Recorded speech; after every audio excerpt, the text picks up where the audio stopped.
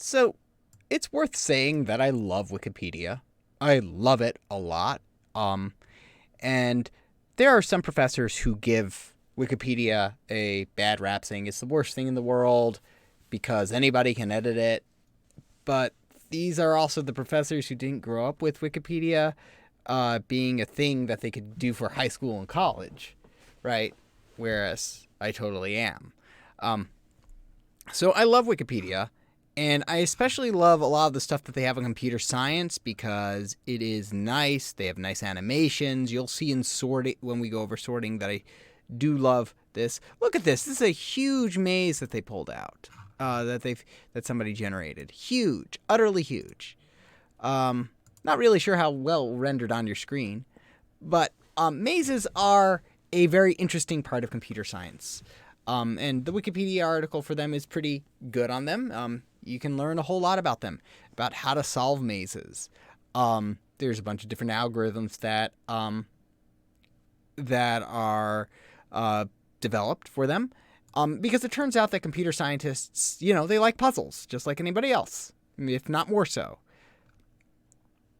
So the traditional solution to solving a maze is something called the right-hand rule. This is a very typical rule that you might use, which is fairly straightforward to understand. You just simply put your hand on the your right hand on the wall, and just don't let go, and just follow it until you get to an exit. And this will help in a lot of cases, assuming that you don't that basically the entrance and the exit are connected to the same wall. If it's simply connected, or the maze's outer boundaries are connected. So there's a whole lot of theories that have gone into mazes and stuff, but there's one algorithm that we're going to use, which is def for search, which is a recursive algorithm. There are a bunch of algorithms that we can use to solve this, but there are also similar algorithms for generating mazes and solving mazes. So if you haven't figured it out, we're doing mazes for this assignment. Now, mazes are it'd be a bit much because to deal with graphics because you don't have much experience with graphics. Fortunately, though, I've given you quite a bit. I've given you 3 files: the cell, the maze, and the maze grid panel. You'll also notice that I have a 4th file here, the maze grid panel solution. This is my file that for the solution for this homework. That I just can show you what a finished result looks like. It doesn't have to look like mine, but this is what it can look like.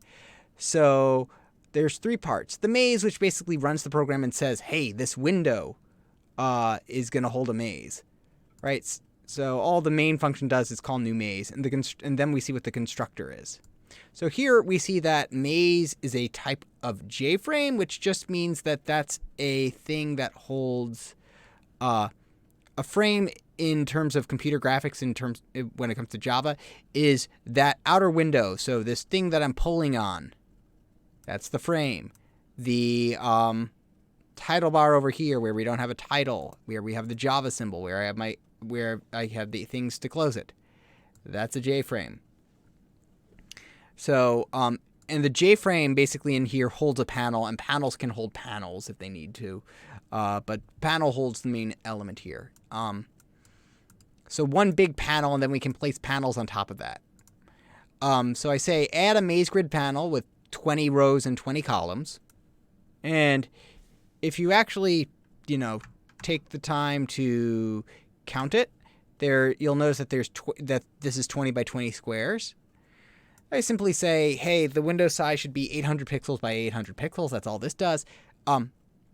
Set the default close operation to be exit on close. So if I close it, then exit the Java program. Pack it all up and set it visible. That's all this part does. And you don't need to code any of that. In fact, the code I give you will basically do this or some variation of this, right? The pattern won't exactly be the same because it'll be random, but it will generate a maze for you.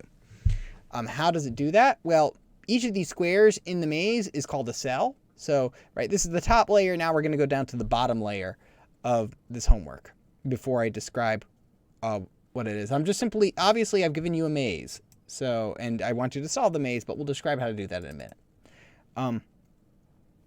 So public class cell is also a type of JPanel. And this is just something I've developed on my own. Now, the nice thing about panels when it came to coding this up is that panels, all the pixels are relative. So basically, each panel has its own XY coordinates. So that made it pretty easy. Now, what's important to remember for computer graphics is that this corner up here, if you can see my mouse in the top left corner, this corner where it says file, this is 0, 0. This is pixel 0, 0. I'm working on a 1440p screen, so that means down here on the y-axis, that's actually positive. So this is 0, 0, this is 0, 1440, right? And then this is the x-axis over here, right, going across the screen. So it's important to remember that. So we've got, a cell that we develop has 4 walls, and I just represent whether or not it has a wall by Boolean. And why that is that if it's true, I'll draw the wall, and if it's false, I'll not draw the wall. And then also cells have a row and column inside the maze, with 0, 0 being this one, and then like the more it increases, the more diagonally down it is. So public void paint component, this is just how the instructions for drawing it. And we'll get into that in a minute. The graphics is just simply the elements we use to draw stuff. Public cell, int row, int column. But anyway, graphics, what I mean, that was the stuff that we use that to draw stuff. This is basically saying imagine that basically this is a canvas to draw on. So that's what we use here. We just simply say here, given this row and column, I will set the background color of the panel of this cell to be white. We will have a row, column coordinate, and then we set all these things to be true. Finally, for paint component, when we draw it, we say, hey, the x and y coordinates are, get the width and the height of this so that I can figure out how big I need to make my lines. So if I have a north wall, I draw a line from 0, 0 to x 0, right? The largest x coordinate. So if this over here is a panel, right? Or a cell. So from here to here, this rectangular code editor, if this is a cell, then I'm drawing a line from here to here with the draw north. Draw south means from this corner, 0, y, to xy. And don't worry if the coordinates are freaking you out. You really don't need to know them. I'm just trying to explain it. East and west are the same. But basically, if it has a wall, I just simply draw it. And it's pretty succinct. So how does maze grid panel work? You'll notice that it's also a panel. It has rows and columns, and then it has an array of cells that compose the maze. Okay, so we have our extra credit over here. We have our homework over here, which I've kind of already started for you. But let's go over here and then the visited function. So the first thing that happens when we hit our constructor, right? The maze calls the constructor for this. We are given rows and columns, and we say, hey, I'd like this to be 800 by 800 pixels. I'd like the number of rows to be equal to the number of rows I pass in. So by default, that's 2020. I also suggest doing 5 and 5 for just running it for a bit. And then I say that I want to set out this panel to be laid out in a grid layout. So that panel is going to hold a grid of panels on top of it. And then I also say that the maze, that this maze variable is an array of cells. And all I do for them is I go through and create a new cell and put it in the array and add it to the panel. And this automatically lays them out in that grid format for us. Right? That's what the this.add does. It automatically lays them out for us. And again, you don't need to know any of this really. I'm just trying to explain like how this works so you get an idea of what you do, what you can and can't modify, and what you need to modify. Right? So this knows that it is a grid of a bunch of cells. Okay. Now for maze grid panel, what else do we do? We simply say, then what happens is that what I do is that it calls generate the maze and then solve the maze. So to generate the maze, I use a very simple solution so that we can get a very So I was lazy and I wanted to just simply generate a maze really quickly and efficiently. So what I did is that for every single cell, right, all rows and columns, I simply said if I'm in the corner, I'm not going to do anything. And if I'm in the if I'm in the top row, then all I'm going to do is I'm going to make sure that there are no east or west walls, because I want to be sure that the top is open. So notice there's no east-west walls over here, no north-south walls over here. Otherwise, for every other square over here, I basically flip a coin. I say, hey, math.random, that gives me a number from 0 to 1, a double from 0 to 1, and if it's less than half, then for that cell, I remove the north wall, which also means removing the south wall of the guy above me. Right, my north wall is the other person's south wall. And otherwise, I remove the west wall. So as a result, we get this kind of jagged, very jagged maze. Generating a maze always produces some kind of bias. So this bias is very apparent, where basically there's no complicated loopbacks or anything like that. You just simply go down a diagonal until you hit the end. Of course, there are some dead ends, but it doesn't really loop back on itself in a very confusing manner. So, what is your assignment? Your assignment is to do the solve maze. So, what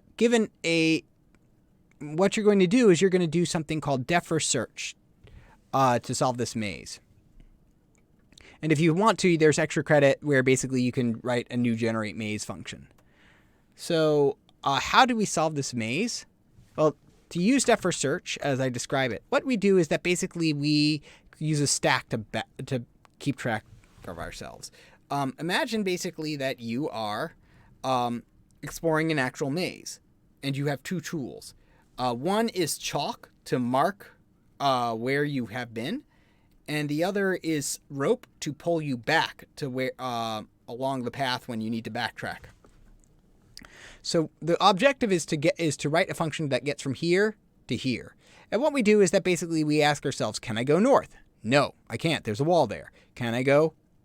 And that's really, you don't have to check about going out of bounds, because as long as you're checking for walls properly, because I've ensured that there's walls around this border. So I ask, can I go north? No. Can I go west? No. You can go in through the directions, by the way, in any order you want. Can I go south? Sure. So I go south. Then I say, can I go north? Yes, but you've already been there. So we don't want to go there. You don't want to revisit anywhere you haven't been. You don't want to move to anywhere you haven't been yet. Maybe backtrack there, but don't move there. So can't go this way, this way, this way. Sorry, can't go this way, up, because I've been there, right? I don't want to move to somewhere there's a wall or where I visited. So up, to left, down, I can't go down. So again, and I just keep going down. I keep making that decision until I get over here, and I can't go down any further. So I go so I say, can I go up? Can I go right? Can I go down? Sorry, can I go left? Can I go down? Can I go right? Yes, I can go right. Awesome. Up, can't go this way, but I can go this way. Until I get here, right? And I go up, can't go back because I've already been there. Go down, go to the right, dead end into wall. So now what do I do? So if you can't move in any particular direction, right, and follow the pseudocode in the assignment that I give you, or in the document I gave you, in that case, I want to pop to backtrack. And so now how do I know where I currently am, by the way? What we use is the stack. Right, notice what I have for this. I say basically, here's the cell, and what I'm going to do is I'm going to push that onto the stack. And while some condition, I'm going to basically say cell current is equal to stack.peak to get the top. This is just showing you how you can access various things. You can check if a place has been visited, which we'll get into how do we do that. And then you can also get a current cell from this maze. You can get a cell given the row and column. And you can know what color, what you're at by doing current.row or current.column. So you can go north, you can go to the west, you can go south, you can go to the right. Right? So you can do that. You can do all that. All right. Let's now. What do you do? So now you can do stack.push, and what we do is that we do stack.push to basically figure out where we are. An example of how code might work: you're gonna want some kind of while loop, but I'm gonna just do this for the sake of just showing you how you move around in this thing. So for int I is equal to 5, so I'm only going to move 5 spaces. Well, first I'm going to say, hey, stack dot push. Let's see, cell. What cell should I put on? Let's push cell start. Well, actually, what we'll do is that we'll do this. We'll go 5 down first. Okay? So for int I is equal to 0, for int I is equal to 0, I is less than 5, I plus plus. Current.cell is equal to stack.peak. So that's how we get the first cell. I won't be checking to see if anything's visited. That's your job. But what I'm going to do is I'm first going to move down 5 squares. So the way I do that is I just do stack.push current.row plus 1, or rather maze current.row plus 1 current.column. In other words, the same row. In other words, the same row, same column, and I'm going to put that on. I'm also going to mark my current space as visited by coloring it. Right? That's what I meant about chalk. So current dot set, what is it? Color. Set color. No. How do I change it? Let's see. Set background. Right? That's how we do it. Set background. Just took me a second. And then color dot, and then there's a whole bunch of options. I'm going to go with let's go with green as well. So we'll set color is equal to green. So this will move us 5 steps down. So boom, boom. Run it now. And notice that basically we've traveled 5 steps down. And now I'm going to travel 5 steps to the east after doing all that. So boom. And now travel 5 steps to the east. Obviously, you're going to want it all in one loop, one while loop that's making a decision. But right now, I'm just trying to demonstrate. Oops. Color.green plus 1. There. So now, notice though that we have a bit of a problem. We're kind of just topping over walls and we can't do that. But we did go down and go to the east. And that's a good place to make sure that you understand just how to manipulate stuff and how to color it. And now what we were to do one more time is that if you feel like you got to a dead end, what we do, all we do is that basically we just do get the current stack.pop to back up and give it a different color if you end up backing up. So, and then current dot set background to, so we're going to back up to 3 squares after this. Pop 3 squares.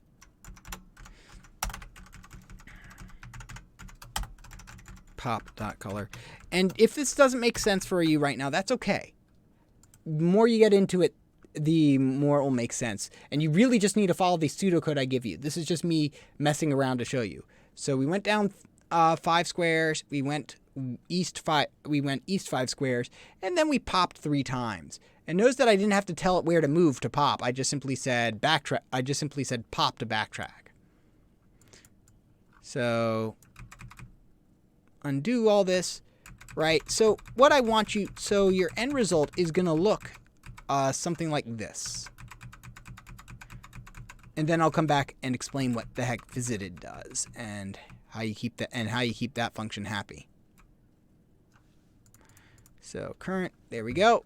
So let's go ahead and switch to maze again. And now I'm going to switch this to maze grid panel solution.